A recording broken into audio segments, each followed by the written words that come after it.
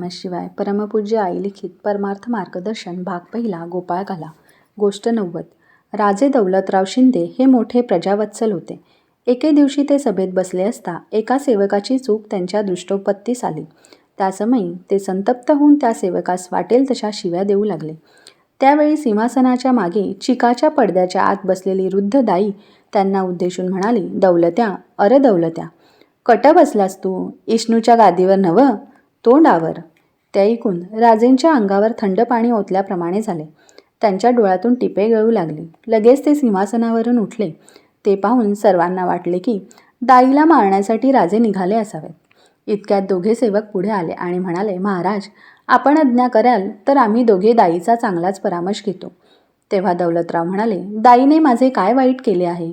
तुम्ही आजवर महाराज महाराज म्हणून मला फुगवलात म्हणून तर आत्तापर्यंत माझ्या कर्तव्याचे मला विस्मरण झाले. पण आज माझ्या दाईने सावध करून माझ्या कर्तव्याची मला जाणीव करून दिली, म्हणून तिचे मी आभार मानण्यासाठी जात आहे. जिव्हाळ्याशिवाय सत्याचा मार्ग कोण दाखवणार? असे म्हणून दौलतराव थेट दाईकडे गेले. श्री गोपाळ कृष्ण महाराज की जय. श्री सद्गुरुनाथ महाराज की जय. श्री सद्गुरुनाथ महाराज की जय. श्री सद्गुरुनाथ महाराज की जय. परमपूज्य गुरुदेवता श्री कलावती माता की जय. परमपूज्य गुरुदेवता श्री कलावती माता की जय. परमपूज्य गुरुदेवता श्री कलावती माता की